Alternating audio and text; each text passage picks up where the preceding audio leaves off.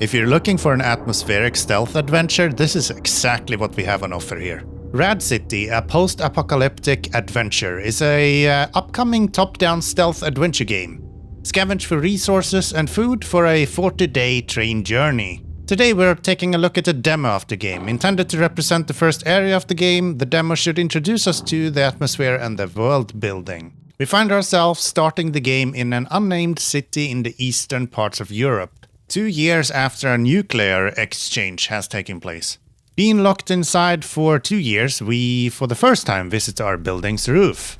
We're introduced to the intended save functionality. Being a very short demo, I doubt we'll need it though. Our bridge falls, so we're gonna have to look for another route. Controlling the character is a little bit of a struggle to begin with. The top-down perspective and click-to-move input scheme doesn't lend itself very well to fine control. I've heard the game has, since I recorded this, been updated with bust movement, which might be preferable here. Playing the audio alone on a blank screen, you could mistake it for a horror game. But I found it to be more explorative and atmospheric than horror-driven while actually playing the game. We continue making our way across the rooftops and eventually end up at this opening in the building. Going inside, I was convinced this was going to be a fairly linear experience. But the game really opens up a bit from here. We're told to look around as a lot of things can be interacted with, which while true doesn't get reinforced by gameplay. We find nothing here. I even go back to see if I missed something. But no, we eventually find ourselves back at our home. With nothing useful to find, we make our way over to the nearby radio station. On the table we find canned tomato soup. While inedible in real life, I guess survivors can't be that picky. Picking up the radio, however, we're able to speak to another survivor.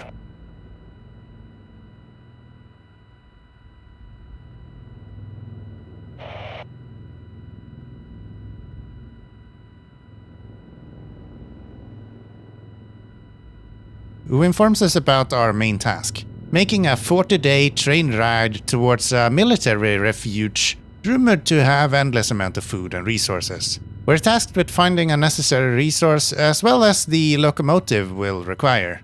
I guess we're the grunt, the muscle, and that other guy is just the brains? Not sure what else he's doing. Opening the north gate, we get to the main part of the game. No turning back now. Every jump is nerve-ending. You never feel sure where you'll end up. You can control the character's speed depending on how far away you move the mouse from the character itself. Keeping the mouse close to the character, you'll be able to walk a little bit slower. OAS informs us that the gate is shut and seized up. We're suggested to part with all our food we have, which to be fair isn't that much. 1 can of soup. Instead, we agreed to bring a pair of bolt cutters to force the gate open, I guess. We're now in the open world area. The world is our oyster. The game does a pretty good job showing without telling. This could easily have been a line saying, "You feel irradiated." Instead, we get this hint about the character experiencing a metallic taste. I love the UI, or the lack of it, I guess. Perfect for an atmospheric game. Small feedback. The highlight of interactable items are unnecessarily intrusive. I would prefer a slight shimmer or a hue change, with less likelihood of bringing me out of the experience itself. Apparently car batteries are high value items here. All cars have been cleared out. Despite being told to look around through everything, there's a clear lack of anything to find so far. Ventilation room for the metro has some boxes we can open, but again, nothing to find. The blades on the ventilation shaft has been pried open, implying someone tried to get into the metro through this. I really hope the developer leans into this, as it's not the only place where the world is kinda telling a story. Can we get the fans spinning to make the metro safe to access? Can we access the metro through the ventilation system? The game has a lot of options to pursue this sort of thing. Next we stumble upon this guy.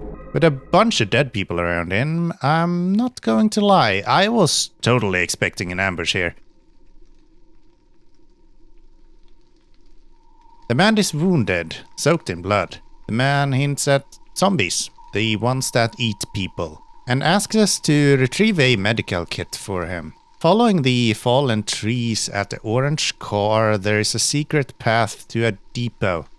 Haven't really paid attention to the orange car, to be honest. Depot or the fallen trees, but why not give the guy a hand? Nothing to our left, so it has to be on the right side. And there's the orange car. Still convinced this is an ambush. I'm very careful around every corner. The music and high-rise buildings really adds to what effectively is my own creation. There's nothing here. No ambush, no fights. Nothing other than the secret path the man so kindly hinted at. Took me a little bit of time to find the path he mentioned. Jumping over any of the walls isn't an option, and the stairway we're looking for blends into the world really well. I eventually find this ladder, but I'm told I need to move closer. Fooled by the perspective again. I get stuck on this ladder for a while, but it's clearly out of reach. The environment is really suggesting to me that I should be able to raise the ladder up and climb the fire exit to get on the roof. With that said, I think I've already been up there. This makes it clear why I didn't find the correct ladder. The ladder is not highlighted like most of the other things I can interact with. As a matter of fact, most ladders you can climb is not actually highlighted. Following the path, we end up on this roof. Jumping down and investigating the building itself, we're told the door is closed and the key should be with the superintendent. But we did find our way into the depot. Let's explore a bit. Both the containers inside the office is empty. Still haven't found a single item despite the game telling me early on to look around for items everywhere. I know where we are now at least. That's Oasis. I did notice this car with 112 and a cross painted on it when crossing the bridge earlier. And in the back we find the medical kit and a note with the subway depot key. The other car is all locked up. Going further, we're eventually not feeling well anymore. I guess there is really bad radiation over there. Let's turn around.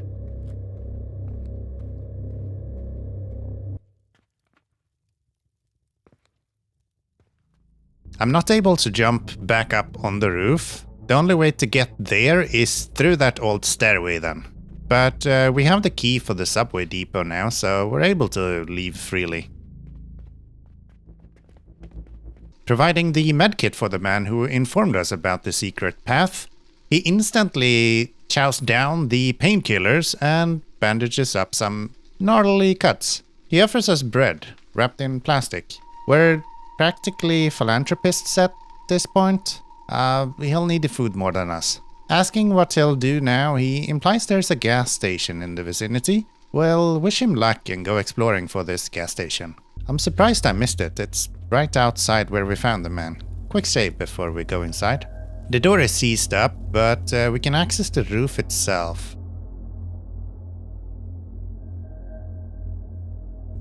On the roof, I get this message. Initially thinking there is someone I can see through the roof. On second review, it's just basic information you get by clicking on your character sometimes. We can't fall through the roof either way.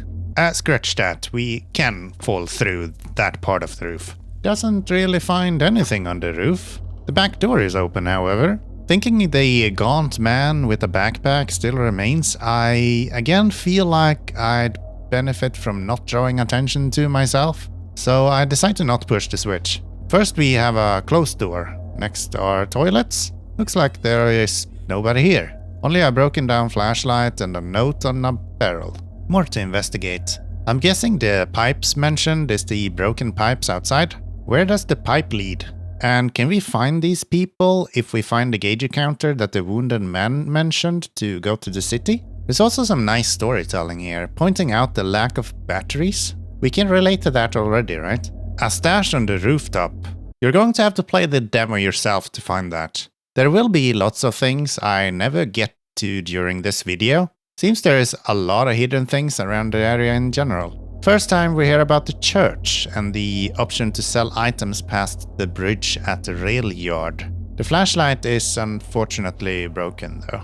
I'm starting to think that finding items in the world is Unlikely. Maybe we were told to open and interact with stuff to be able to experience the world building itself, because that's absolutely a thing. Looking for items, however, seems hopeless. This whole building has nothing of value beyond the broken flashlight. Actually, the bolt cutters for Oasis here, so not as empty as I initially thought. Flipping the switch in the back only turns on some lights, again tricked into fear of an ambush. Back to provide the bolt cutters to Oasis. Informs us that he will have the gate open by tomorrow and suggests we find somewhere to take shelter during night. He suggests we go to the church, providing the key for the western gate. I have some more to explore, however. Going down and under the bridge, we end up here. A hatch in the door with a drawing of a moon on it. Not sure what the moon is about, but I knock on the hatch at least. The man who answers is a vendor. We present him with a flashlight, which he offers to fix for a cost of 2 food rations. We only have 1. The man has information, however. The husks, they call them, and they can't be killed. The man doesn't even have weapons. The man also provides some information about the metallic taste we experienced earlier, explaining that we're likely fine unless prolonged exposure. We're also informed that there is known radiation treatment if needed. The game really does a great job storytelling. Taking our leave, it's dark outside. Music changed slightly as well, I think. But Oasis is still present. I wander around a bit, forgetting about the key we received to the west gate on the bridge. I wonder if I could have used the bolt cutters if I went back here before going to hand them over to Oasis. While investigating a bunch of cars, I find this note. Clear instructions. I wonder where they lead. We'll never know. The potential for this game is absolutely huge, which unfortunately also means there is potential for the scope to be endless. I realize this could be detrimental, especially for a smaller developer. Time will tell how far the developer is able to take this. There is the potential for a game that can offer you seemingly endless ways to go about achieving your objective. Having clues hidden all over the world and a very limited user interface means there will be so many different ways to go about depending on what you have noted down or can remember. I really hope the developer leans into this. Maybe you'll go into the city first. Follow the highway? What about the metro station? There's so much potential here, and this is just the first map. I eventually made my way back to the bridge through the secret shortcut, and I noticed this while passing. The game makes it really clear that falling down is fatal. Walking past Oasis, we get to the end of the bridge again. Looking through the gate, we see the church in the distance.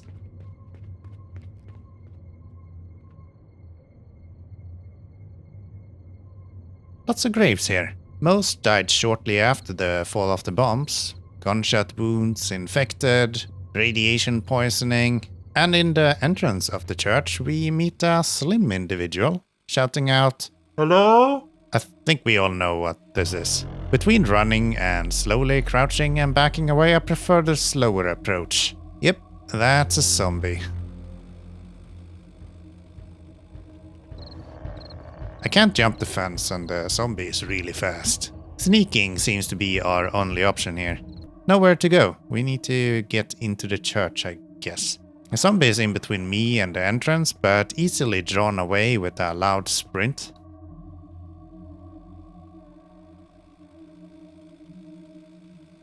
The generator doesn't seem to bother him and I can't turn it off either way, so the church seems safe. Empty even. We find some food left by the previous occupants, 2 cans to be exact. Church acted as a sanctuary after the bombs fell. The last note left confirms what we already knew. We can't sleep while the door remains open. Door closed without issue. The church key resting on the table next to the door as well. Not much else here. Should be safe to sleep through the night now. Enemies can hear us, but they can't get inside. RadCity was a great experience. Love finding these little indie gems. If the purpose of the demo was to strictly display the atmosphere and storytelling and the world building itself, this is a massive success. But the developer also mentions that the demo is to display gameplay aspects. And I think there is some work to be done here. Some UI elements can be improved and provide a more consistent player experience. What can and can't be climbed over would be nice to be able to tell a little bit easier. The controls themselves either need to be worked upon or the world needs to be a bit more forgiving. Found myself falling off places and getting stuck on doors when trying to travel around the world a few too many times. If improving collisions, controls, or adding more control options such as VAST, etc. is the solution, remains for the developers to figure out. I'd also like to see the option to control the characters using a controller, but I think the developer has resolved a lot of these things as the demo's development has continued, so a lot of it is already solved. Most importantly, the developer's previous game, Super Solar, appears to be on an infinite hiatus. While the demo is free to play, always be vigilant with any pre-orders. Overall, a solid experience and definitely something I will keep an eye out for as the development continues. If you enjoyed the video and would like to explore RadCity yourself, you can find a link in the description. If you're looking for other games to play, there's more links in the description as well as on the screen here shortly. Hope you enjoyed, and I hope I'll see you in the next one. Until then, bye bye.